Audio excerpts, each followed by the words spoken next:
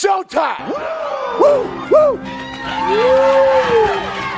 Woo, woo, woo, woo, woo, woo, woo. Styling and profiling. Woo, woo,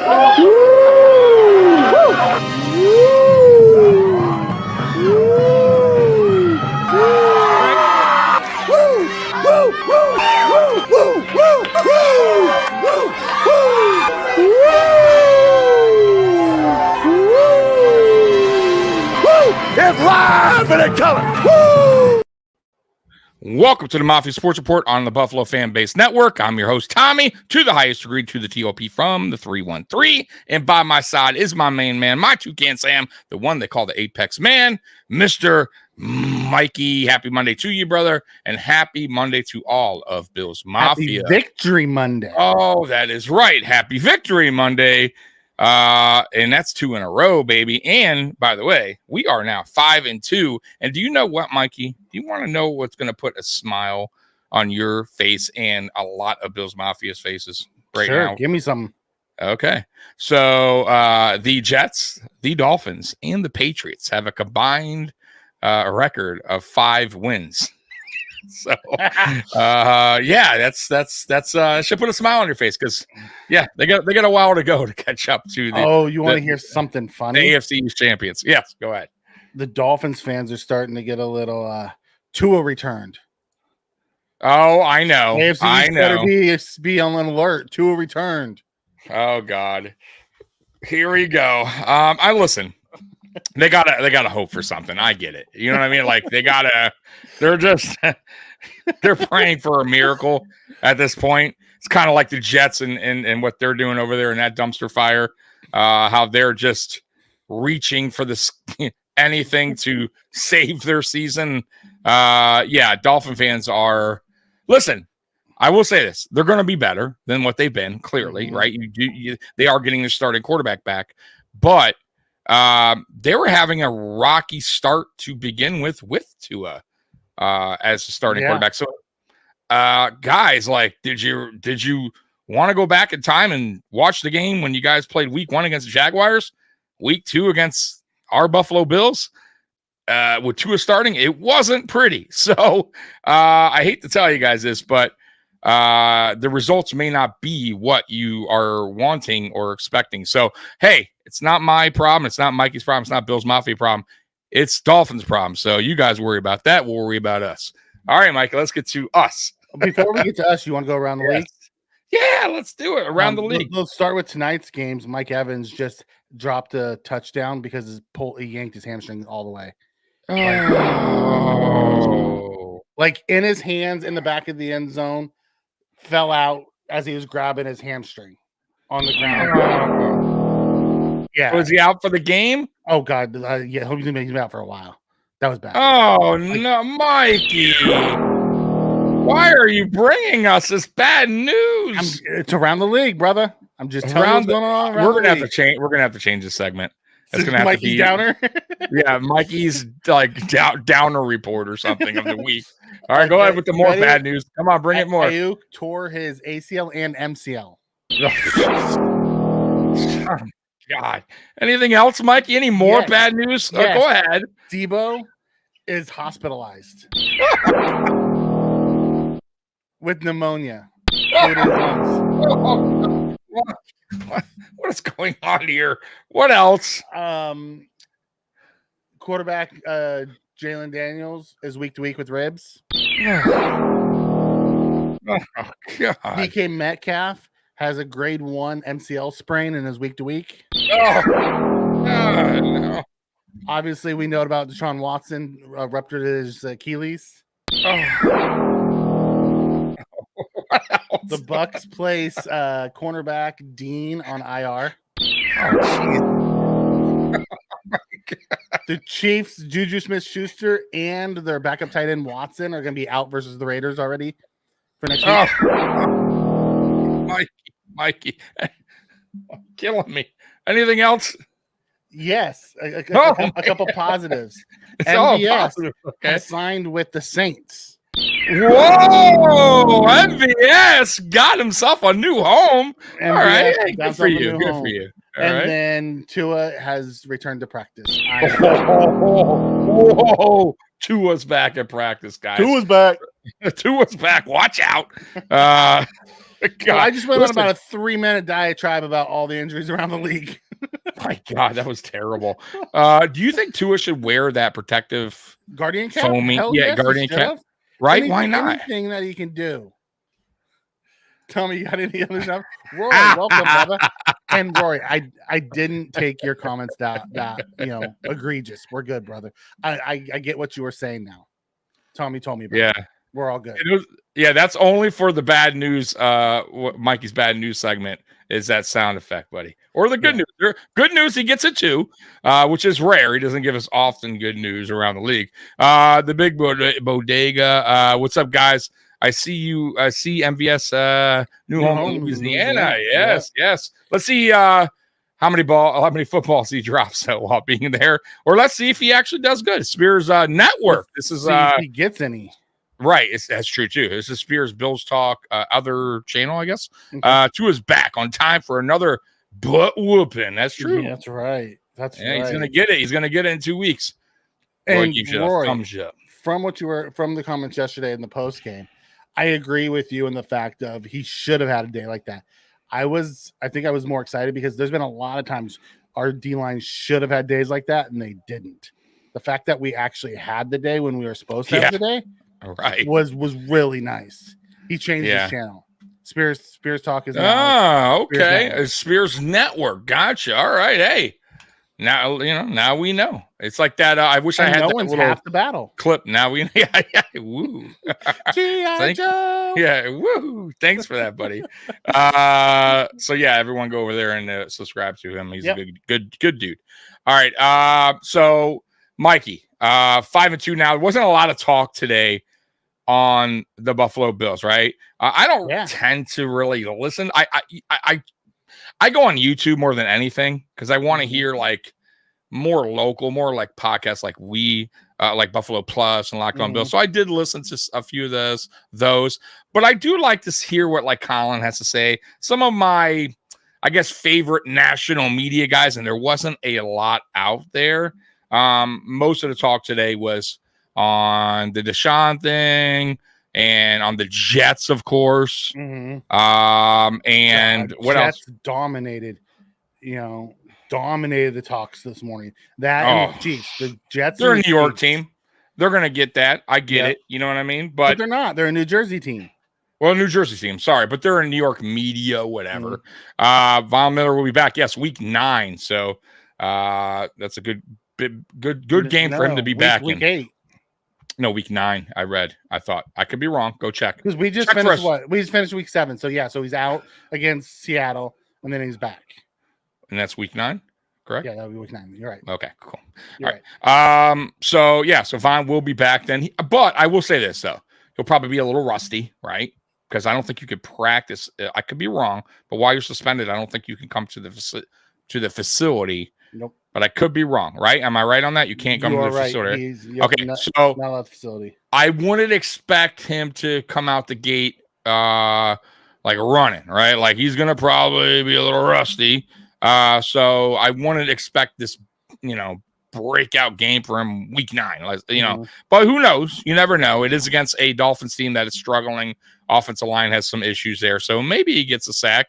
But either way, it's good to have him back on this team because we need that.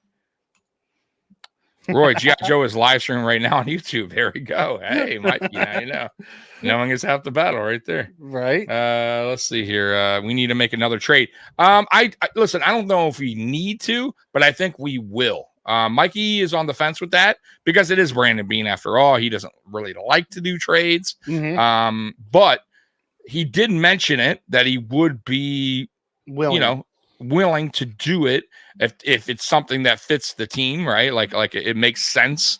I think there will be something out there that makes sense because there's a lot of teams right now, Mikey, that are really struggling and are looking to move on with players. Let me ask you this. Yeah. You said we need to make another trade. What position I didn't say that. make? Yeah, no, I'm asking okay. you and What position do you need the trade to be at? Okay, so if it was me, and I'll answer his until we wait for his answer. Well, I said it before. I think bringing in a veteran linebacker or safety would be ideal right now, especially safety. I feel like I get like we want to see Cole Bishop out there. I just don't know how comfortable I am if they pull DeMar for Cole, because he's also young. He's going to make some mistakes. And if we're pulling him now, it's already going into week 8, and it's probably not going to happen. I'll be honest with you. And if they wind up trading for like a veteran safety who's a good one, I could see them possibly putting DeMar on the bench for that guy if DeMar keeps struggling at safety. But I wouldn't feel 100% comfortable with Cole Bishop as his replacement, DeMar, that is. So safety would be good. Linebacker also, we could always use linebacker help. And I wouldn't be opposed, Mikey, to another receiver. If once again, if it makes sense, if it's overpriced or anything like that. And then also as a reach, I'm going to go with this one, as a really far reach, a big time player like Myles Garrett, which, by the way, I just said it, a super duper reach. Honestly, that would be an unbelievable. I think trade. That's about the only way. Someone like him is the only thing that we would do. And the reason why is because of his contract. Myles Garrett has 1.2 million. Yeah, this year contract. That's it. They converted his salary just like they did Amari. That's because we have like 2.6, 2.7 million. Yeah. So the only way I see us doing it is if it's something like that. Well, that's what I was kind of bringing that up to you. I think the last time we talked about his contract, like it could work this year, but the question is, what do they do next year where then they have to pay a lot? But it's not guaranteed. No, it's not guaranteed, but they would want him to stay more than likely. They would, and they could redo his contract. And then, yes, my thing would be this then. I think if they pull that off, it would really have to be on what they're going to do with Gregory Rousseau, like what their plans are with him, because I don't know if they could afford. Really, you think they could? I just don't. I think it depends what Rousseau's what he wants on his 5th-year option.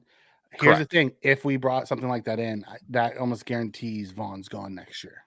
Oh, Vaughn, I'm not worried about, right, and that would drop some of the salary, correct? Yep, or free up some space. I get that.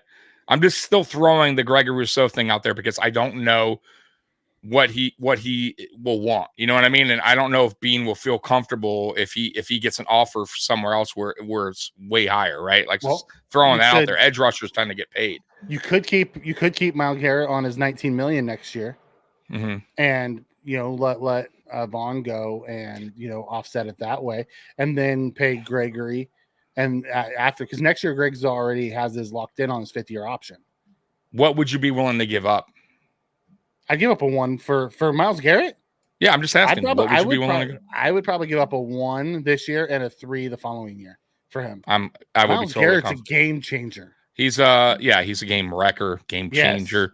Yes. He's elite as you can get at that position. I am 100% with you. The draft, as everybody knows, is I would give them what they want. It's a coin toss. You never know, right? I'm 100%. He's that closer that we were hoping, and then you have a rotation of Greg and AJ and Vaughn and Garrett. Yeah, and Garrett moves up and down the line. He's a beast. He's an absolute dog out there. I'm with you. Yeah, Tuhill will be gone in a heartbeat. Yeah, Tuhill's terrible. Yeah, dude, I'm with you, Mikey. And the good news is, and listen, once again, though, I still think that's a far reach. I just don't know if that will happen. Mm-hmm. But the good news is we did a trade with Cleveland already, and Bean says he has a good relationship with their GM, which is always good. But honestly, you got to remember, there's a lot of other teams that are going to be bidding if he's available for trade. And there's another team that's here in my city, Detroit, that is definitely looking for an edge. And they probably will be willing to give up the house if I'm just throwing that out there too. So there is other teams besides us that's going to sweeten up the pot. Because they may go, yeah, we like that. And then Detroit calls and goes, hey, we'll throw you a da-da-da-da. well, we're right back and forth, and now we're in a bidding war. So, and I don't know if Bean's going to do this battling back and forth bidding war. If I was Bean, if you're truly going to say you're going all in, give up whatever it takes to get him. I'm with you. You're not gonna. The chances of you finding that in the draft, especially late in the draft, because we don't pick early, slim to none. Slim to none, right? So you have to be super lucky to hit on. You have to be super lucky to hit on someone like even in top Max top Crosby, where he was, Crosby, super late, round pick. Maybe Solomon turns into something. Like I still think he has really high potential. Mm-hmm. Yeah, it's not just Josh. I know Garrett and Josh are friends, but it's also Amari, who just came, who's friends with them. Hey, look at Mikey muting it for his sneeze. Him and Vaughn are really close. They train together. Like there's a lot of guys on our team that are friends with that guy. That have ties with him. He's so respected. He is. He seems like a good dude. Mm-hmm. I mean, I heard his. I don't know if I totally agree with him today on the on his talk about Watson, but that's because it's his teammate. I get it. He's sticking up for his teammate. I have my own feelings on that whole situation. I don't agree with cheering for anyone getting hurt. However, I will say this real quick. Somebody, I forget who I watched today, but they made a great point. They're like, I don't know. They're like, I don't necessarily think they were cheering for his injury, but more so like because they were booing as well, booing the owner for getting this guy here. Like it was more like this is what you get. Pumped to get him. Yeah, at first, but you know how that goes, and it backfired real quickly. And I do remember that. I remember Browns fans like, "Who cares about we got?" And I'm like, "All right." They were talking Super Bowls. Yeah, okay, but once again, though, I don't always agree with that. I don't ever agree with someone getting hurt cheering, but I think that was more towards just the fans are just they had enough of the Browns' dysfunction. And they're moving the team and like to another part of the town. So they got a lot going on in Cleveland. And I think they are unloading. I think they're unloading players. They're trying to pretty much hit the reset button. Yeah, they're hitting the reset button, which they should do. I think they should get 4 years, I think, because they have 2 more years of Deshaun's contract. I think they're just going to have to cut it, ties with him, and eat the contract. It's going to take 2 years to eat it because it's like $150 million over 2 years. It is what it is. That's that's the bad mistake you made. And you know what? If I'm a fan, I'd rather you do that than keep this dude on the field that's producing nothing. I'd rather you know what I mean? Give just another year of that. So if I'm the Browns, I am resetting. I know it sucks. You're going to lose some good players like Myles Garrett. You're not good. Great players like Myles Garrett, but you got to start you got to start over. You got to reset. And I think the Jets too. I was talking to Curtis a little bit earlier through email, like back and forth. We always talk. And I said, man, the Jets really messed up, Mikey. Like, here's the deal, man. And he was saying, oh, it's not Aaron Rodgers' fault. It's the OC and this. And I said, listen, here's my thinking of it. Aaron Rodgers, 40-year-old quarterback, future Hall of Fame quarterback. This is his team. This is what he wanted. This is his OC, right? This is his players that he brought in. Let's not get fooled. This is what he wanted. He has, and by the way, he could change the calls at any time. You don't think a 40-year-old Hall of Fame quarterback that's getting paid that much, that got traded, has any say in what he does in the offense? Come on, of course he does. This is what he wants to do. So don't put it on other things outside of that. This is the team he wanted. This is what he got, and this is the team he chose to be traded to. And here's what you get. So, listen, Aaron Rodgers is a great quarterback, but you got to point some blame at him as well because this is what he wanted, and that's just the truth. What do you feel about that? You feel I'm right or wrong on the Aaron Rodgers situation in New Jersey? On Aaron. It's very much on Aaron. At the end of the day, Aaron has talked his way into this. Cobb last year and Hackett. Forgot about Cobb. Cobb and Hackett, and he wanted his guys. And now in this year, he felt like let me go get Devontae. Devontae will be on the same page. 9 targets last night, 3 catches. Yeah, and they lost bad. And they didn't target him once in the second half. He had 9 in the first half. Yeah, they tried to go to him early.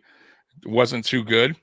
And listen, I'll get it. It's the first time, but they played together for a long time, so it's not like they have no kind of chemistry. They have very good chemistry from playing with on the same team for many years. So I don't want to hear that either. This isn't a Amari Cooper, Josh Allen thing, right? Yeah. But look, man, I predicted the Steelers to win that game. Matter of fact, I told you that when we went off air. I said I think the Steelers are going to win. They're at home. They got a better coach. They got a better defensive coordinator against their interim OC. The Jets' offense is just not right, and I feel like their defense, for as good as it is, it can't hold on for that long. They start to break in the second half. It's not that good. It's not that good anymore. I think they're running. Yes, their front seven run defense is bad. Yes, and I also said, watch, they're going to run. They also give up a bunch of DNs and I agree. Up front. But they're still very good. They're still a very sound defense. But I also think too, losing their head coach Saleh is going to affect that defense a little bit. He was a hell of a defensive coordinator. It was his defense. It was his defense. So they're in third place, by the way.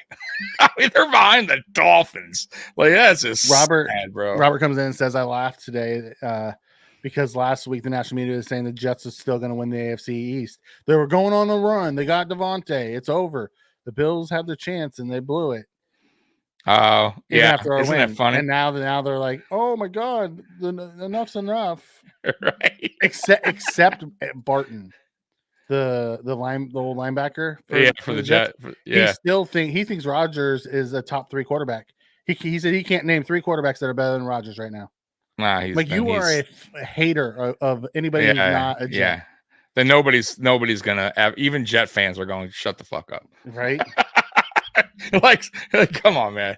Baker's just giving this game away, man. What's the score now, folks? It's 14-10. Yep. Baker threw an interception in the end zone when they were getting ready to score, and then he just threw another one. Oh no! 2-minute warning. Third and 5. Baltimore. He's just giving this game away, being dumb. Yeah, but that's what Baker does sometimes, though. Like Baker Baker will be really good for a couple games, 2-3 game stretch, Mikey, and then he has these 2-3 games where he's just not playing good football, and he's turning the ball over, and I don't know what to think about Baker, man. I think he's a good quarterback, but he'll never be. I don't think I like top 10, bro. I just don't. I think he's around there, but he's not cracking the top 10. Yeah. Steve comes in and says, "Go to Steve." Wait, I thought the Bills were supposed to have the down year. The Jets and Dolphins were going to take the East, right? Right. This is what we all had to listen to. This long, grueling, boring ass off season. By the way, of not a lot happening for the Buffalo Bills as far as free agency goes, right? We didn't do much, right? What the biggest thing we did, Mikey, in the off season? We traded stuff on Diggs, right? And that was the end of us, remember? Right. That was the end of us. And I still said, and Mikey still said, going into the season, pump your brakes, right? The Bills still have a lot of good players on this team. They still have number 17, Josh motherfucking Allen, who's the best quarterback by far in that division and probably the second best quarterback in the NFL. And we still have a good defense. I did not see us. I still felt like the Dolphins and Jets were chasing the Buffalo Bills. We are chasing one team. That's the Chiefs. We are not concerned about anybody else, to be honest with you right now. That is the one team that's been a thorn on our side.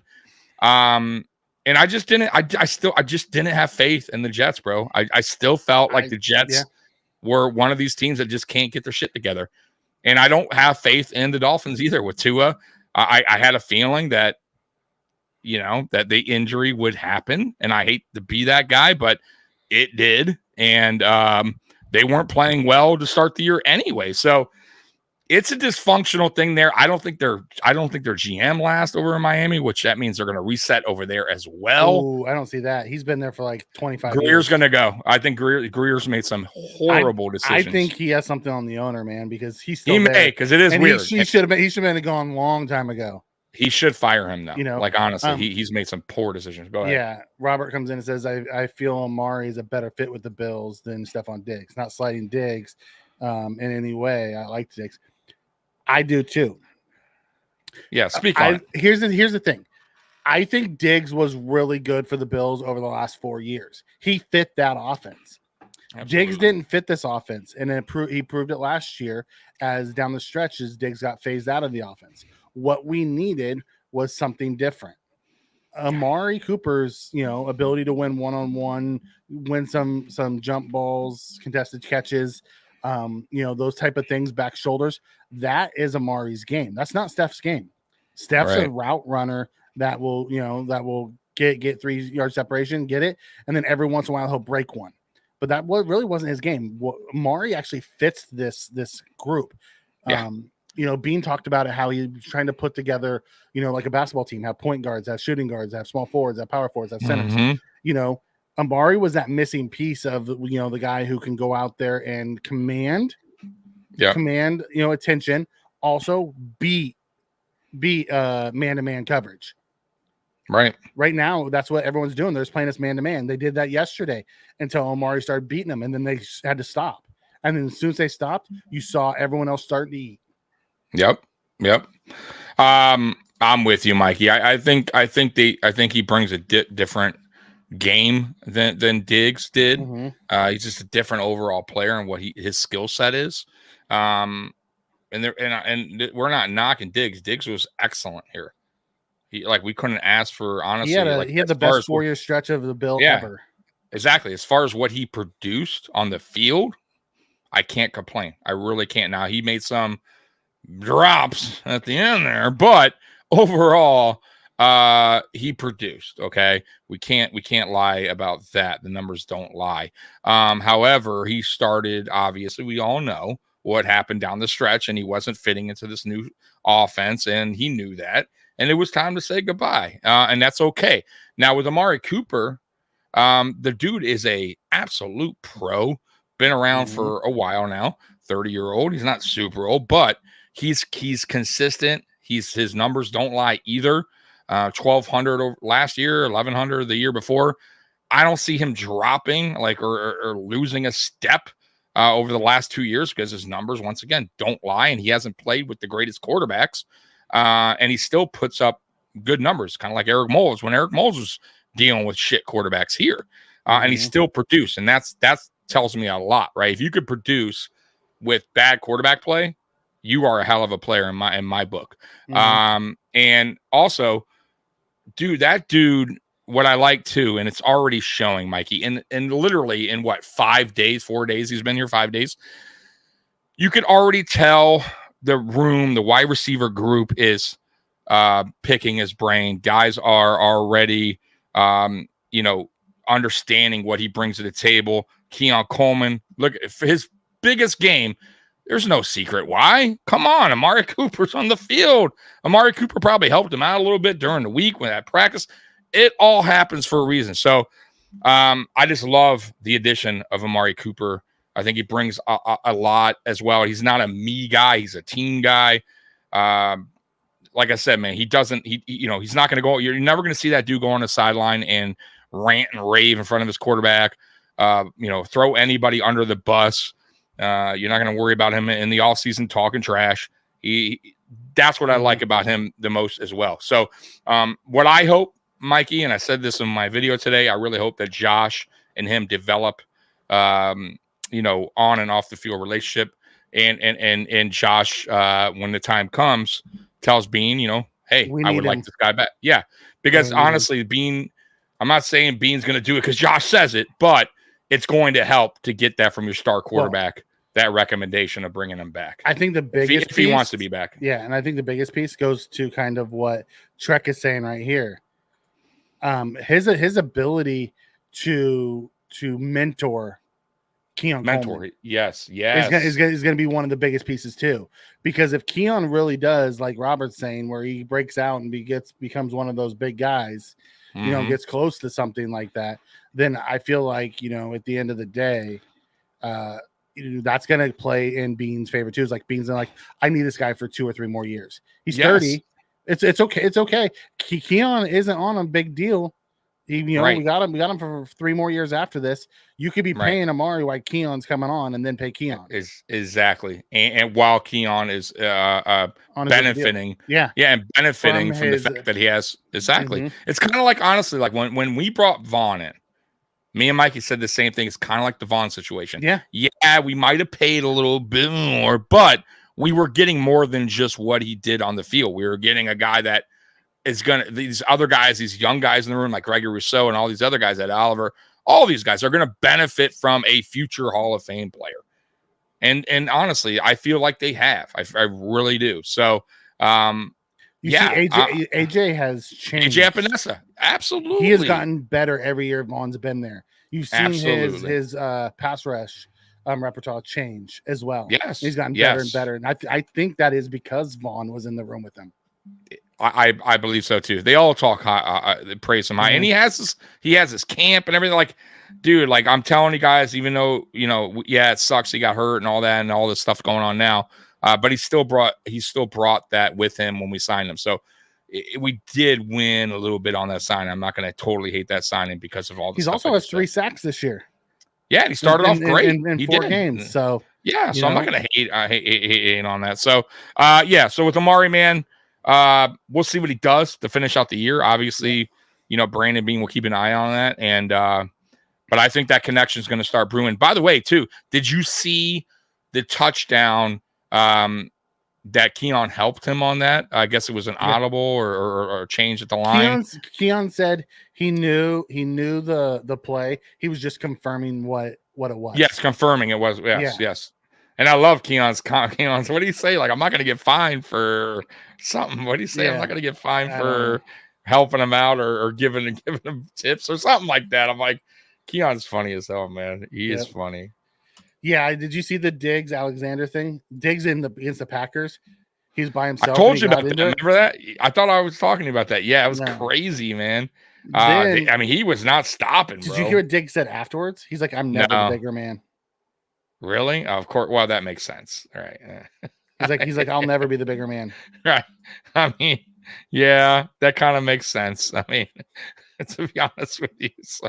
But no Texans went over there to help him. It was him against. He was by himself. Six Packers. Yeah, and it was odd. From when he was with Buffalo last time we played him in 22. Mm-hmm. It was odd. It was, and nobody was sticking up for him. Usually, there's teammates around, with him, but no, there was a staffer trying to pull him away. That was it. Yeah, that was really odd. But hey, man, not our problem. Once again, man, we got our own things, and it ain't nothing like that. And we ain't got a guy who does that stuff. No, we do. Do we? I mean, do we have one guy that's a little hot-headed? Not in our receiver room. Not in a receiver room, but altogether. Like, who would you point out that would be like, that guy's a little kind of, sometimes he loose cannon. You know who I would say? Spencer Brown. He has a little chip on his shoulder. He gets a little rough at times on the I think he does the most talking on the line. He gets a little Dion too. I would say those two are the guys that would probably get into a fight or something on the field. Didn't Dion get into a fight years ago? Shaq Lawson did. Shaq Lawson, Shaq, if you're still on the team, and Fournette, Shaq and Fournette got into it. You're right. Oh my God! You know who else has a chip? Fournette. You know who else has a chip? Benford. Yes, he does. He does get. He was getting into it with a few guys. Rasul too. Rasul kind of has that edge on him too a little bit. But you're right, Benford for sure. Benford definitely has that chip. What do you guys think in the chat? Who do you got? Spencer and Dion are massive. Who the hell? Who has that? Guys? Yeah, who has the edge? Like who has that? Feistiness on him. 17. Oh, absolutely. We know that 17 gets Spencer and Dawkins into fights. Yeah, that is true. And then he walks away. Our tight ends are kind of soft. Not soft, but they're not. I never really see them. They're more of the peace. They're the peacemakers. Yeah, Josh is definitely the feisty one. Go Bills comes and says Josh. Josh, yeah, absolutely. Yeah. It is. You're right. I should have mentioned him because he is. He gets his guys into a few scrapes and then walks away. But he's more of a shit talker. Like I don't see Josh squaring up in the lot in the hallway. Do you remember the AFC Championship game when he threw the ball at the Chiefs guy's head? Oh, I remember. I definitely remember. And who had his back there? I think it was Dion, right? Dion and our Feliciano. old player, Feliciano. Now, Incognito would be the ultimate probably on our team. He's probably what got Dion going. Right? Like Dion learned from Incognito. This is how you do it. Yeah, but we don't have a bunch of those guys who fly off the handle, which is good. We really don't. We had those guys for a while. We became very undisciplined, and we get flags for it. Right. A lot of our guys are very calm, cool, collected, stay within themselves. Make the plays. It's rare. I mean, we'll do a little shit talking, but I don't see. It's been a long time since there's been. I mean, honestly, since the Dawkins fight, right? With Fournette, that I could think of like a massive, or maybe the Jets. Probably the Jets and Dion, right? In the hallway and Dion's last year. Yeah, you're right. In the entrance, right? Josh and Wilkins. Oh, you're right. But they weren't really fighting. When Wilkins grabbed his nuts, Josh was going to kill him. Josh was held back by his guys. I forgot all about Wilkins. Is a dirty little player, boy. You know who he's kind of like a little bit, not as dirty, but Sue. Yep.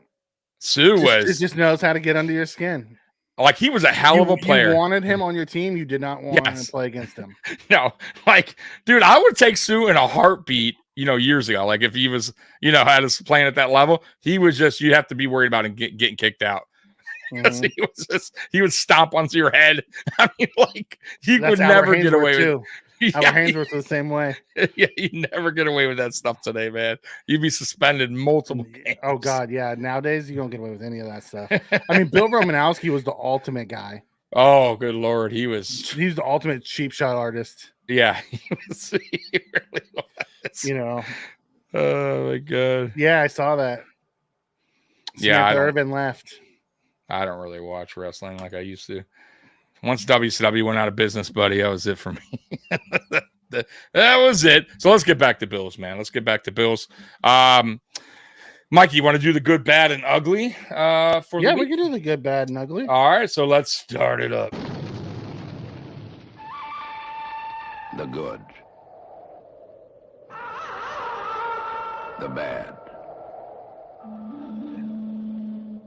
The ugly. Love that one. Love that one. So we got to start with the tales of two halves, right? So we're gonna go to good. The second half offense. Let's do it. Was really freaking good. We scored on 5 straight possessions in the second half. Yeah, it was lights out. That's what I want to see through all 4 quarters, please. Yep. Or at least try your best. Well, we don't need to do that. We don't need to do that until today. But down the stretch, as we get closer and closer, that's when we need to start putting these things together. Josh in the passing game got going. Once Amari got out there in the second half, because he only played a couple snaps in the first half. Once he got out there in the second half and started making a few catches, you really saw the offense start clicking, and Josh was moving the ball. We have guys who let their play do the talking. Yeah. We don't really have those type of guys anymore, which is good. I like that. Yeah, it's fine. The defense, the second half defense, basically shut them out after the first quarter. Shut them out. Matter of fact, I don't. At one point they didn't get a first down until like halfway through the fourth quarter. Yeah, I think they had like 9 yards for like the whole third quarter, something crazy like that. Yeah. They were going 3 and out, 3 and out, 3 and out. And the defense was just starting to wreck shop. It was awesome. Oh, trust me, I was totally pissed in the first half because I'm like, why is Rudolph sitting back there with no pressure, just picking us apart? And and of course we tightened things up, but yeah, you're right. Second half adjustments were totally made. Yep. Go ahead. Got to give credit to the coaching staffs, Brady and Babich for making those adjustments midway. Want to shout them out. The bad, let's go. Or I'm sorry, back to the good. Tyler Bass. He was perfect on the day. Yeah, I know. I had to give him a stock you up today. got to give him the credit when he does good. You're gonna shit on him when he does bad. Got to give him the credit when he does good. I know. Listen. I had my stock up, stock down today. I had to put him in a stock up, but because he was. His long was 30. Listen, I will say this. They were coming off clean. He was 4. Yeah, they were coming out clean. He was 4 for 4 on extra points as well. All right, so that's a key thing. You don't want to miss extra points. But I will say this, speaking of Bass, they did bring in a kicker today. I forget his name. I told you his name earlier. I don't remember his name now. He's actually a kicker who's accurate. He's an accurate kicker out of college. He actually was second, like runner-up in 2023 with some kicker award that they do in college. The Ray Gaza Award or something like that, right? Something like that. So he was 23 or 25 in college. Yeah, and then he went to, I think, the Rams, or I think it was the Rams, and they just cut him. So I don't know. But the only thing that they say about him is he doesn't have a big leg. So anything past 50, he kind of struggles on, is what they say. But he's super accurate. So they did bring him in to the practice squad, I believe. So it's going to be interesting to see. So that tells me, though, Mikey, if they brung in a kicker today, they're still concerned. They're still concerned about Tyler Bass, even though he had a good Sunday, that they're still not 100%. You have a backup plan. Right, backup plan. Yep. You know, at the end of the day, that's all you need to do. Just keep the backup plan. That's fine. Just in case you need them, you have them. Break glass in case of emergency. That's who I think Micah Hyde is. Listen, we're starting to get to the time of year to where if Micah's going to come back, it's probably going to be sometime over the next 3 weeks. Yeah. How bad was? Oh, sorry about Bernard injured. Yeah, how bad? McDermott didn't talk about it today. He said he didn't know. Weird. Okay. Ooh, that's not good. You know, normally he has an injury report on the second day. That's he's going to try to. He's practicing this week, and he wanted to see how it went. Is what they said. Okay, so if he's going to try to practice, that means it's probably not as bad as we initially thought. He wasn't in any kind of boot after the game. They talked about it. They said he was walking around. He was sore. He got stepped on. So you know what? That might have been a roll. He probably rolled it because he got stepped on. It's probably a sprain, which is still painful. By the way, I've had plenty of those. Bruised. Yeah, bruised. So go monitor him this week. But once again, though, I feel like this is a game where you don't necessarily need him. We can get by with Spectre. If you have to sit him, you know, for next week or you know, the following week, but he may play, but it's not a severe, like Mikey said, if he's not in a boot, like Khalil Shakir was in a walking boot right after the game when he got his high ankle sprain, which that hurts. And you see he missed some time. So, and he's still not 100%. So let's hope Bernard, it's just a sprain, mild sprain. It's not the same ankle that he was bothered last year. I'm not sure if it is. And he returns back to the lineup. Go ahead, Mike. Go Bills comes in and says Bernard Samuels day to day. Yeah. Samuels might be actually worse for the wear, but they said they're both going to try to play. Or they're going to see how they both work out throughout the week. I'm with you. I think they just need to put Samuels in bubble wrap and put him on the shelf for 4 weeks. Let him heal. Yeah, I mean, why not? Like, especially if it's the same ankle. I mean, we're, you know, and if you want to talk about other guys, you need once again Curtis Samuel.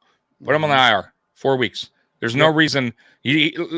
Like my thing with him, man, Mikey, is the disappointing thing is like we know, me and you at least, and I know some of you. I'm not saying the chat out there, but I followed Curtis Samuel. Like I know Curtis Samuel play. I've seen him many seasons now. We haven't seen nearly the best of what he can offer to this team. So it has to be just the injuries are piling up. The turf toe, now the shoulder. For me, you put him on the IR, man. You have him down the stretch when it's the most important to have your team healthy. We're stubborn about that shit. And you have him, bro. I saw a play today. You know what I miss that we used to do with McKenzie? Little jet sweeps. Yep. This little dude for Tampa. Like it's like, little dude, when you have that speed, it is those guys, man, like those are great to have. Those little guys, little gadget guys, bring up Hamler. That is your guy right there while Curtis Samuel is healing up. I hope they do it, Mikey. But like you said, stubborn. I don't know if they do. I don't know if they will either. I don't know why they won't. You know, they're still getting healthy. He's the perfect trade. He's perfect trade material. Yeah, we paid him, so he's not going anywhere. They want to part of this team. Roy, Hamler. Hamler's our fastest guy. He'd be our gadget guy. what I saw from him in preseason, I was fine with. What I saw from him he could in Denver, I was fine with. Samuel role. He'll fit just fine. Move him all over the field. Dude, he's a 4-3 guy, bro. That guy is. Do you remember, Roy? I'm not sure if you remember. I know it's preseason, but we put him in running back, bro. That guy, when he got to the edge, nobody was catching him, bro. That guy is electric when he has open field. So I'm just throwing that out there. We don't have that right now. Khalil Shakir is that guy, but he's not a gadget guy. We need that guy that can run those jet sweeps, those pop passes. If that's even in our offense. Yeah. Anymore? Those I don't know if those are even in our offense. No, anymore. They're not even. I haven't seen that for a couple of years. They are not, but you can incorporate it into it. Yeah, I like a returner too.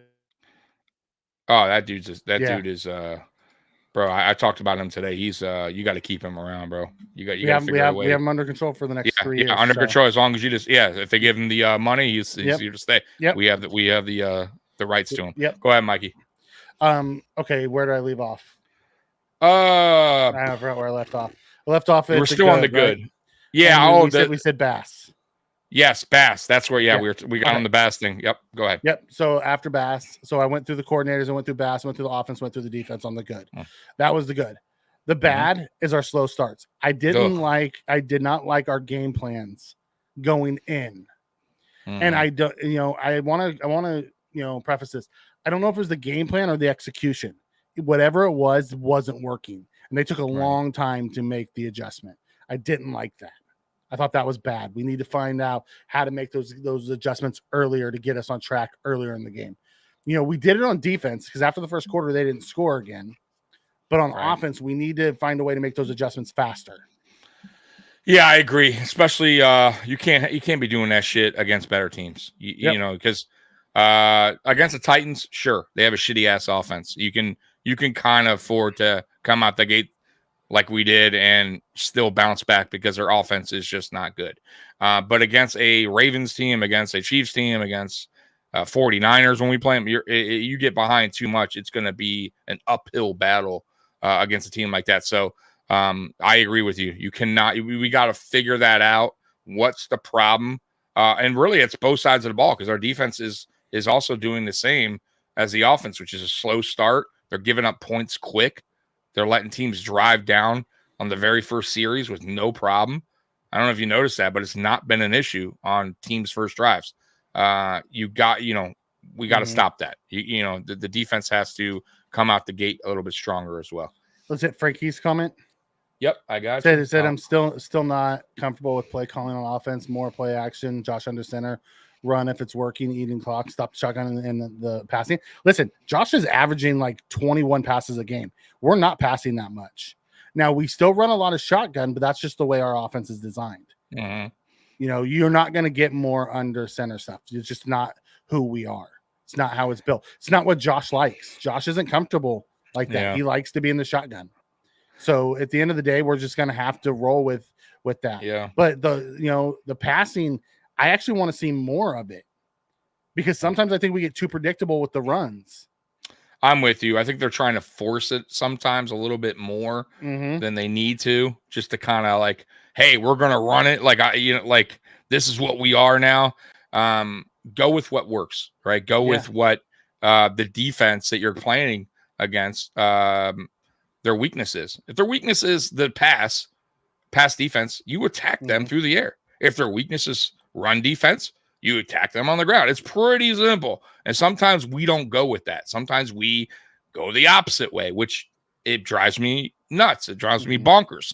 But I agree with you. I wish Josh would go under center more, especially on the play actions, because play actions work the best when a quarterback's under center because their back is turned to the defense. Yep. You don't know if they're giving the ball. On shotguns, the linebackers can easily see that that's not going to be a run, so it makes it a little bit more predictable that they're we have really horrible fakes in shotgun in the play action. It's terrible. I think the problem becomes we have to be able to get under center and run the ball in order for that play action to work. If he goes under center every time, everyone's going to know it's either a run or it's a play action. We have to, and I don't think our offense is built that way. Josh doesn't like. Yeah. He wants, and it sucks. I wish he would, but I'm with you. But it is what it is. You got to make they ask him what he's comfortable with. He gives it to him. So we have to live with that. We also have to live with, first half Josh versus second half Josh. Lately, as of late, that always wasn't a thing. By the way, that wasn't always a thing. Josh, go ahead. Josh talked about it in the post game. He's like, that most of those were on me. I have to make better decisions. Absolutely. So some of the struggle wasn't just Brady; it was also Josh. Well, that's where I need Brady to reel him in and get him focused earlier. Get him in a rhythm early. Like we don't tend to, we try to get a running game going early, and we forget to get Josh into a rhythm at times. And then it takes him a while to get going. And against the Ravens, it never happened. He never actually got going. Against the Texans, he never actually got going. It was just too little, too late. Sometimes I wish he would throw the ball a little bit early, give him quick little completions to get him in a rhythm, and then go to the run. But he forgets that shit. He talks about it all the time. I need to get Josh in the rhythm early, and then he, runs 9 straight plays of running. Right. Yep. I'm totally with you on that. And when we did do some slants, it worked. We're starting to see more of that in our offense. That's 2 weeks in a row now that we saw slants, and Keon making a play off of the slant. We saw one with Cooper. Yeah. And Keon's a physical enough guy where he can shut off a linebacker like he did, or a nickelback, or nickel corner, if he's in the slot. Like that's why I'm saying I think Brady needs to mix it up a little bit and use our players' strengths against defense's weaknesses. Have Coleman, use Coleman more in the red zone. Because that dude, you saw what he did. He can easily box out. He's that type of receiver. That's why we drafted him. He's a physical receiver. He's a tall receiver. Start using those advantages for this offense. Also, Mikey, real quick, they talked to Allen about the glove. He's not taking it off, and I'm kind of getting used to. He says it's comfortable. Yeah, and I'm kind of getting used to the white glove Allen. Also, it has stick on it, so when he does go under center, it helps control the ball. Yeah, listen, I'm cool with it. I'm starting to kind of like go, hey, I like the look too. Okay. White glove Allen. Wasn't there a quarterback that did that too? Was it Ben Roethlisberger that went with the glove? Big Ben always had a glove. Kenny Pickett wears gloves on both hands. Oh, does he? Okay. Because he had small hands, so he used both gloves. Teddy Bridgewater was always a 2-glove guy. They like to throw with the glove on. See, I wouldn't feel comfortable with the glove in my throwing hand. I just wouldn't. But on my other hand, wore glove on his left hand at times. Yeah, you're right. Tom Brady did too. Yep. Yeah, so I'm getting used to it. And he also said it's a superstitious thing, right? Like he says he likes it. He liked the feel of it.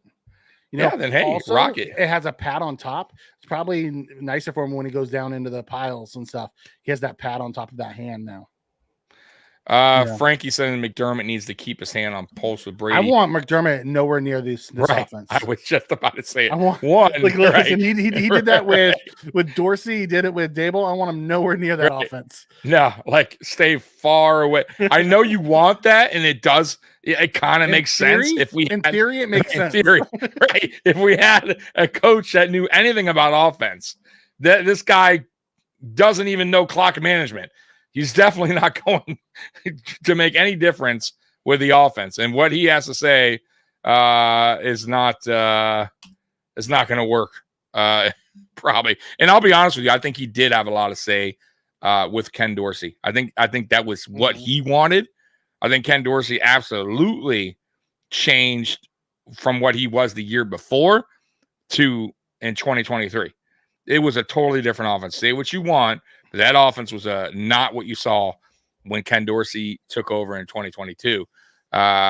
It was a run heavy, 12 personnel. Josh, getting Josh not to run, right, making Josh become a pocket passer, totally different. And I stay the fuck away from the offense. Let Joe Brady do his thing, and he will learn as he goes. Maybe on. Ask Aaron Cromer to. If you're him, ask Aaron Cromer to step in and do that. Yeah. Keep a pulse on him. Aaron Cromer is the veteran guy in that room, who's been an offensive coordinator. Hey, Aaron, keep a pulse on Joe. Yep. That dude will go in. I want Aaron Cromer will go in there and start throwing some chairs around. Dable will not come back as long as McDermott's here. Just know that. Him and no, they got a bad history. They're not. It didn't end on the best terms. They're not. Yeah, they're not. Put it this way: if Brian Dable's in a restaurant with his wife, and Sean McDermott walks in with his wife, he's definitely going to probably switch restaurants. They're probably not going to go and sit down like this. and break bread. If Sean McDermott was on fire, Brian Dable wouldn't pee on him to put him out. right. And it might be reversed too. Like I don't know if McDermott even cares for him either. McDermott seems like a good enough guy though that would go and at least put him out. Maybe McDermott's he's a wrestler too though. He has that.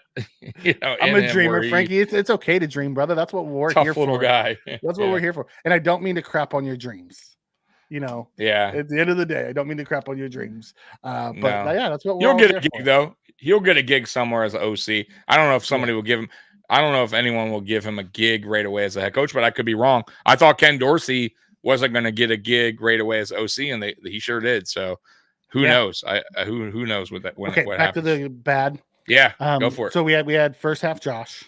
He was bad the first half. He just was making. Yeah, first half Josh was bad. Was not good. McDermott's opening decision, although he explained why he chose to take the ball, still bad. You don't take the ball. You don't take the ball. It's just dumb move. Him and his, just like the London trip. I was telling you, we talked pre-podcast before we went live. It's like, the sports science team told me this is so I told you he contact the weatherman, and the weatherman's like, hey, Sean, if you win the coin toss, you might want to get the ball first. Get out of here, McDermott. Stop Frankie. With that. This is the right spot for you then. This is the right spot for you, brother. If you've been one for that long with us, this is the right spot for you. Oh, absolutely. And then Martin goes into the bad. Martin had a bad day. Oh, Martin's so bad, bro. Martin had a bad day. Martin would be okay in a dome stadium. The problem with Martin, guys, is he's not consistent, and he doesn't have a strong enough leg for Buffalo weather, right? Like that dude, fine. If we're on the road, more than likely he'll be, punting them 50 yards, right? 50, 55, fine. 45 to 50 yards, something like that. But in Buffalo weather in late, like December, forget about it. This guy's going to be a problem and with field position. And I tell everybody, because everyone's like, oh, who cares? A punter. It matters. Every position on a football team makes a difference. It matters at some point, right? If we're pinned down in our end of the field and we need to punt the ball, right? And we punted only 40 yards, folks. Guess what? They're already almost a field goal position for range. But if we have a punter that can actually punt the ball, like we saw in Tennessee did. Stonehouse, that dude. Right. And then you're starting at your own 25, right? So it's like we just don't have that, and I don't think he'll ever be that. 5 punts, 266 punt yards for Stonehouse. Right. He averaged 53.2. His long was 62. Right. That's what you want. That is, punt god. Yeah, that's what you want. Yep, absolutely. So I'm hoping next year, and I think they will, Mikey. I really do, because they're both a problem. Is they go through the draft for free agency and get a new kicker punter. They have to. You can't go into next season with these two guys. I would expect them to bring in competition and draft. I expect them to bring in free agency and draft and let them compete for it. Absolutely. A veteran and a rookie or a UDFA, whatever you want to. Whatever you want. Yep. Bring in a veteran and a rookie and let them compete for it in training camp next year. I'm with you. Yep. I'll be all for that. And then the ugly fucking penalties, man. Yeah, penalties are killing us. Yeah, not good. Got to clean that shit up. It's bad timing penalties too. Third down and get off the field. You get Tron hits him with gets helmet to helmet, which was a good call. Which was a great call because there was no need for him to do that. No need. It was just a dumb freaking penalty. Yep. Dion, getting penalties, false start penalties, holding penalties. They kill drives, man. You can't do that. Yeah. I'm with you. That's my good and bad and ugly for this week. All right. Thank you, Mikey. That was good. That was a good, bad, and ugly. Presented to you by Mr. Mikey. Good conversation, too.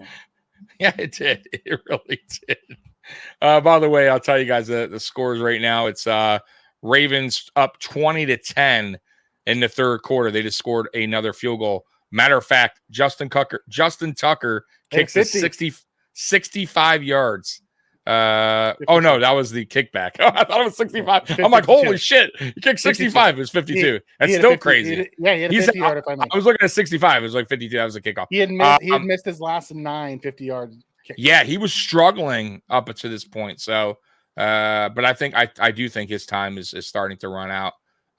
Justin Tucker, by the way, you could just tell the way the season's going. It happens for everyone. Absolutely. Father time is a mother. It's undefeated.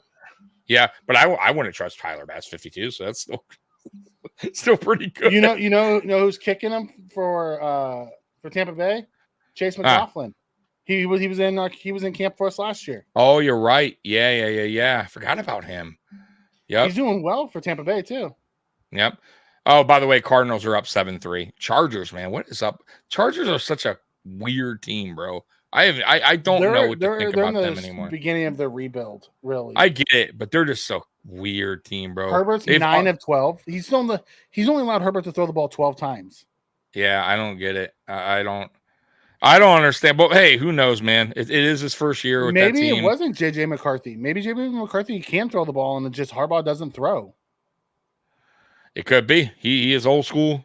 Old school as well. So that's what Michigan did. Michigan ran the ball like crazy, but they could do that. They had a great offensive line and really 2 good running backs. So, but he has to let Herbert throw. That's what Herbert does best. Yeah, they need to stop letting Baker throw today. He's killing them. Yeah, I think Chargers will I don't know if they're ever going to get it right. Yeah, they are. They have been for years. Perennial disappointments. You're right. Yeah, I don't know if they ever get it right. I don't think he sucks. I think Herbert's a good quarterback. I think he winded up with a team that is just they can't get it right. They're rebuilding it. Right. Yeah, I feel for him though. I do because I think he is a good quarterback, man. I think he's just he's ran into some issues, man, with injuries too early on in his career, and just coaching changes early in his career. Bad coaching too. Some bad coaches. Exactly, and that never helps, right? And then getting players in and out. He is. Like so I'm saying. Like I don't think he sucks. No, who he reminds me of? It's that bad luck, man. Andrew Luck. Yeah, Andrew Luck. That's a good one. Except for I think Andrew Luck ran a little bit more than Herbert. Yeah, but I'm just saying, like how he was set up. He always got beat up. You are right. Yeah. Never had no line. Injuries ended up getting him at the end, and same thing might happen to Herbert. If they don't figure it out. Andrew Luck got sick of being hurt, so he retired. Yeah. I think Herbert is better than Lawrence. Somebody made a great point today on the radio station by my here when I was going to get food. They said, man, could it be Lawrence just had that one really good college year? Because the next year he kind of fell off a little bit in college. Lawrence? Yes. Trevor Lawrence it was good all 3 years. No, his last year wasn't as good as the year before. But he lost all his receivers and stuff. I'm just saying, but since he's been drafted, he was when he came out, Mikey, I remember people saying he was going to be the next big thing quarterback. Yeah. So in a way, has he lived up to that? Hell no. No. Hell no. It's not even it's just no. Right. Pretty quick but he's answer also there. Had some horrible coaching. Like you're right. Coaching's a difference. Yeah, they didn't help him out with what's his name? Who went to the strip club after a loss? What was his name? Urban. Urban and then he went to this one. But let's go back to what we talked about with the Bills, right? Through all those years, whether we had a good coach or not, if the front office is shit, your whole organization is disjointed. You know what I mean? Absolutely. Years and years of that 17-year drought was due to our unstable front office. And the Jags have an unstable front office. Their front office isn't good. Yeah, absolutely. We all, I always say it starts from the top. Mm-hmm. You got to have the right owners in place because that obviously matters, right? Who they're hiring. You got to have the right GM in place, and you got to have the right coaching staff in place. Like it trickles down, and then you get the quarterback, then you start building around the team. But if you have one fuck up, the GM is just not good, it ruins everything. It doesn't matter if you got a great coach. It just fucks everything up. So like it's hard. Yeah, so I'm saying bad GM, bad ownership, just that wanting to do what they want to do and not listen to the GM. Like it has to just click. You have to, and it's easier said than done. Because you guys know, as Bills fans, right? We're all going to be real here. It took a long time for us to get it right. Hire the right GM. Still don't know if McDermott's the guy, but he did change this team around. He did get us to where we are today. I got to give him credit there. But it took the owners to find the right GM, and then the GM to find the right coach staff, et cetera. And then that's when Josh Allen came to play. Everything kind of worked out. But you got teams like the Browns. You got the Dolphins, you got the Jets that are just, bad decisions all over the place. The desperate decisions as well over the cap. Then firing coaches. Trek has a good point. The Jags front office is also split focus. Yeah, that you're right. They run AEW. I agree with that too. Cons run AEW too, so they have split focus. No, that could be. You're right. And then the whole London thing. Right. Yep. To them, them, maybe it's more about the money side of things than it is their team winning. Kind of like Detroit Pistons with Tom Gores, who could care less about the team and more about just what he made from the team. So it happens, man. It's tough. It's tough. It's a tough business. You're not going to always get it right. We got it right, at least for now. We'll see what happens with McDermott. There's things I don't like about McDermott, and it's usually in the playoffs. But say what you want. The Pagulas are owners who give them everything that they need to try to succeed. Brandon Beane is a good GM. Sean McDermott's a good coach. I don't trust him in the playoffs, but he's still a good coach. Yep. You know what I mean? And they put a plan in place and they stuck to it. And I can only respect that. I absolutely. I don't trust them in the playoffs, and I don't trust them in crucial situations like when things are tight. That's when he tends to fold. But if we're talking about the good side of him, he, great locker room coach, like good with the team, good with the players. When things are down, he knows how to pick players up, even though they're campfire songs and stuff, whatever. I guess they work.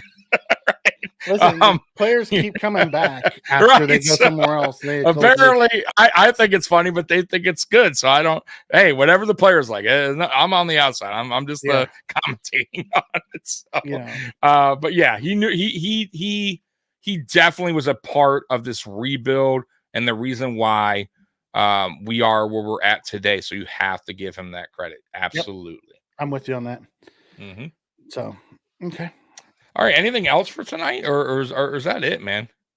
Or did we go over everything that you wanted to talk about tonight? No, I think we went as over far everything. as far as that win. So what does that put us out in the division as far as how many games we're up right now on the Dolphins and Jets? Is it 3.5 now on the Jets? 3.5 on the Dolphins.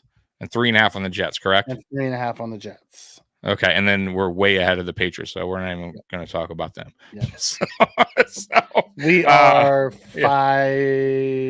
We're 5 up on the Jets or on the Patriots. Yeah, the Patriots are toast. I mean, they know that we knew we haven't played them yet, so there's no half there. Right, there's no half. Five games. So they're bad. They're a bad team, and understandably so. And they have a lot of money. I expect them to turn it around, Mikey. That's a good organization. That's a team to definitely look at, because you know what? Out of the Jets and Dolphins, I'll be honest with you, I would say the Patriots are a team to worry about more than the Dolphins and the Jets because of what their history tells you and the money they got, the draft picks they're going to have. They got a lot of stuff. I want to see what this new front office does first. May looks okay. No, I get it. I'm just saying, like, I trust the owner, what he's done so far. You have to respect. Obviously, I get it, but he did bring in Belichick, right? He did hire Belichick, the right guy. So I'm just, and I don't think Mayo's a bad head coach. We'll see what happens. It's early, but I'm just saying, out of all the train wreck teams that have been a train wreck, the Patriots really haven't been. They've been a good organization. I don't see them all of a sudden like turning into the Browns or the Jets or even the Dolphins. Like, I think that's a team in the future to look at. I'm not saying next year, but I'm saying in years to come, could be headed on the right direction. Could be headed in the right direction, considering their cap and the draft picks they'll have. Because the Jets are so far down, they're gonna have to blow it up at some point soon. Absolutely. Miami has also done the same thing with their receivers and stuff. They're going to have to blow it. And they brought in a bunch of aging vets trying to get over the hump this year. So they're going to have to blow it up soon and start over. Yep. You know what I mean? OBJ, by the way, did nothing in his debut. By the way, congrats, Weston. You rocked that Buffalo shirt with pride, brother. You wear that crap to Arrowhead. Weston is our resident Chiefs fan who likes to come in and enjoy us. So you make sure you wear that Buffalo shirt with pride. Yep, absolutely. You wear it with pride. Next time that happens, he may be. Before we get out of here, I wanted to ask on the coaching carousel. So we saw one get fired. Who's the next one to go? Let me look at the teams right now who are struggling. I should know this, but let me look. So Cleveland, we have 2-time coach of the year in Cleveland. I don't think he goes anywhere. I think he's safe. Yeah, but Raiders. I think Pierce is gone at the end of the year. I know they just brought him in, but I think they're going to can him. I think the Titans coach. I know it's early. I know they just got him, but I think they're going to give him another year. Maybe I think they're going to give him another year because his dad, who's really respected, Bill Callahan, is on that staff, and I think they're going to give him time to turn it around. Maybe. You might be right because it's been only 1 year. It's possible. I always say, for the most part, you got to give your head coach at least 3 seasons, unless he's just so awful his first year where he's just you could tell he's making terrible coaching decisions. Then you got to make that change. And then that Hackett's. Yeah, exactly. I would say McCarthy is on the hot seat for the Cowboys for sure. He should have been. I don't know. Do you think Pierce gets canned? Maybe they just signed him once again. The 3-year rule, but his players are turning on him. They are, and I think that's also turning on him. But it might also become. It also may be because they're starting to get rid of players that they really like Devontae Adams, and there's rumors about what's his name being traded. Who's a diehard Raiders? Yeah, Crosby. Yeah. So I'm just throwing that out there. They brought in a new owner. And maybe they don't like him either because he has that way about him where it's like, hey, if you don't like what I'm doing, get the fuck out of here kind of mentality, because he does. It's kind of like a hard-nosed coach. He was a hard-nosed player. Exactly. So it's possible, but you know what, though? You know who else was like that and turned it around? Coughlin. Yeah. I'm not saying he's going to be Coughlin. I'm just saying that he can eventually learn how to change. Was he on those Giants teams? I'm not sure. You have to look it up. I think he was on those Giants teams. If he was, he got a little piece of Coughlin in him. Yeah, I think he was on those Giants teams. McCarthy. I think Dable is also on the hot seat. Let's see who else. I'm not sure who the Panthers. The Ravens scary good. I'm not sure who the Panthers coach is, but give the Ravens extra chances. If you have a chance to get points, you have to get them. And Baker's just giving. They're getting smoked right now. It's 27-10. Yeah. If they don't score here on their next, if the Ravens score because they have the ball right now, Baker just started blowing it. Yeah, I don't think they're gonna. No, I don't think Ulrich counts. Mm-hmm. I'm looking here. Who else might go? You know what? Since Cincinnati's coach, if they don't get into the playoffs, you're right. He may get and canned. He's been there. He's been there a little bit, right? Yeah, I think he's been there at least 2 or 3 seasons. I think Jacksonville's coach is on the hot seat. Peterson, he could be. He could be. Even though I think he's a good coach, I just don't know what's going. Maybe I think it's the front office, dude. I really do. It could be because he is a good coach. He's a Super Bowl winning coach. Mm-hmm. I don't know. Daboll, for sure. I said that. I think Daboll and McCarthy. Yeah. For the Cowboys. I don't think anybody in the North. I think Allen for the Saints is about to be canned. Yeah, man. Saints are just falling apart, bro. They started off so hot. I know they got some injuries, but good Lord. Good show, guys. Would love to join you one time. I have a studio as well. My show is on holiday. Hey, Frankie J, hit me up on here. DM me on Twitter. I see you're on Twitter. And we'll talk. So Tommy Talks Bills is my Twitter handle. hit me on there and we'll talk. Okay. And I'll have you on, man, or vice versa. Yeah. I don't think anybody in the West. I think they're all pretty safe. So there's probably about 7 spots open. Interesting. Winston says one of the guys in our Nickel City Mafia Discord, which is okay, says he prays that Ben Johnson doesn't go to the Jets after this season because that'd be scary. Nickel City Mafia, maybe that's our friends. Okay. Yeah, Weston's friends with those guys too. Ben Johnson is a hell of an OC. I think he did the right thing by staying in Detroit one more year because guess what's going to happen? Teams are going to give him a ton of money. One of these teams, and he's just earning his contract for another year. He's just bumping it up even higher because that Lions offense is still looking sharp and he's super creative. Now, will that transition to him being a good head coach? I don't know. Like I really feel like some coordinators are meant to be just coordinators. Like we've seen that over. I think the Jets are be good until they get the owner out of football operations and they hire somebody. Yep. You know what I mean? Yep. I don't think it's just a coach thing. I think it's also a front office issue. I think it's the same thing with the Jags. I think it's the same thing with Carolina, the Jets. I like Cleveland's front office. They just, they made a mistake with the quarterback. They absolutely. That's a fire. I don't know if it's the same GM. I'm assuming it is that did the trade for Watson, but to me, if I'm an owner, that's a fireable offense. To me, that's a. You knew what the deal was. You knew what was going on with him. For one, that's one. And you gave up way too much, and you gave him a guaranteed contract for that much, $250. For me, there's no excuse for that. Like he put everything all his eggs in one basket for Deshaun, and it really bad basket. It backfired. And a rotting basket. And now you got the fans pissed, right? Like you're angry. Now you're making the people that pay your salary, that go to buy your merchandise and go to your games. Like you can't have that. So if I'm the owner, bro, you gotta let him go. For me, you know what? I'm gonna call him in my office and say, bro, you tried, and but you failed. I think Barry's gonna continue there. He's making the trade. I'm the same. I would. I want to hit Weston. Weston talks about Daboll. Listen, Daboll also got saddled with a shit quarterback that the owner made him keep. I don't put it all on Daboll. I think I don't either, but I don't think he's a good head coach.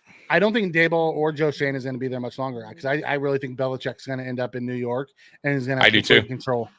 I do too, and I think that's a right decision.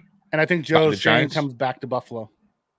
And I would be fine with that as an assistant GM, but I just don't think Daboll is cut out to be a head coach. I think he got better as an OC and became a really good OC towards the end here while he was here. But I think his magic is up in the booth as an OC. That's what he does well. Does it say the GM for the Browns made a mistake with Watson? Is like saying the captain of the Titanic made a mistake with the right. Yeah, it's pretty obvious, right? Oh, that was a great one. That was awesome. Haslam's pissed off a lot of owners doing that guaranteed contract with Watson. Yeah. Definitely didn't make any. Dude, he really, absolutely. And the owner takes responsibility too. He could have said, "Hell no, I ain't doing that shit." Right. So he obviously was on board with it. It's not the owner. Brown stopped at Aldi's for it. It's the owner's son. Yeah, the owner's son is an idiot. That's the one that owns AEW, I think. Yep. Tommy talks about. All right, brother. Yep. Yeah. Tony Khan. Yep. And we had, by the way, real quick, we had the most interesting man in the world in our chat saying hello today, Mr. Fulton. Dos Equis. Yes, and he does drink Dos Equis. So, guys, get it right. Mr. Fulton, the most interesting man in the world. Only on this chat, though. Only on this podcast. So, outside of that, I don't know what to tell you. Anyways, right, that was my last one-on-one. I just wanted to get your take on the coaching search. That's cool. That's cool. So, yes, you did, Weston. Yes, you are the one that coined. Weston actually did it on my pregame show. Yeah. So he called Mr. Fulton the most. So yes, Weston, thank you for that. He has earned that. You have given him that, and he will stay with that. Proudly rock that. He will rock that for a long time, and I'm sure he likes that. So, anyways, guys, what we have on tap for this week is Wednesday will be Mafia Talk. By the way, Tuesday, our wrestling program has been canceled for a little bit because it's still going to be here, but for a couple more, for a couple weeks, because Dr. Love is an actor, which I didn't even know. He does plays though, okay, like plays, and he's an actor on a play, so he's doing that right now. So right now the show is on pause. Yep, it's on hiatus. Yeah, it's on hiatus. It will be back for every wrestling fan that watches Dr. them. Love is on assignment. He's on assignment, right? So they'll be back. I'll let you know. But Wednesday's Mafia Talk with Jay, Big Cuz, and possibly Kenny, who's a good addition to that show. They go at 8. Thursday is Mafia Means Family podcast. And Friday, of course, is me and Mikey, Friday Night Lights. Saturday at 2 p.m. is Fantasy Kingdom with Mikey and Howie. That's fantasy football talk.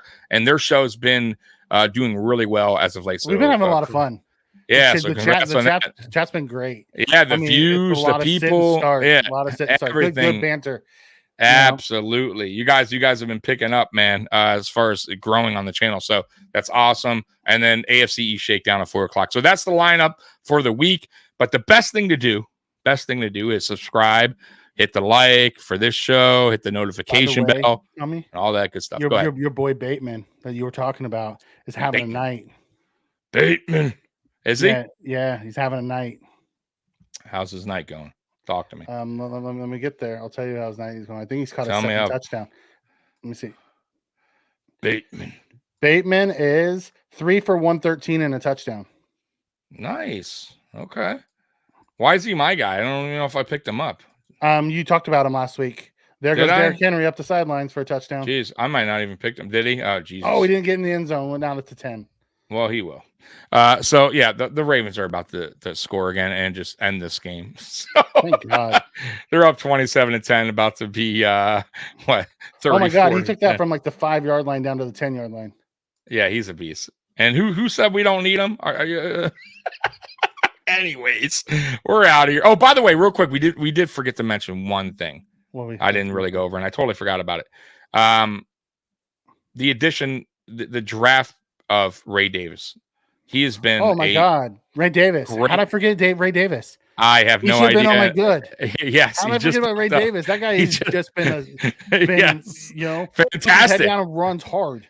He's one. You know who he reminds me of? The way he played, like just not maybe his style, but as far as a team player, Devin Singletary.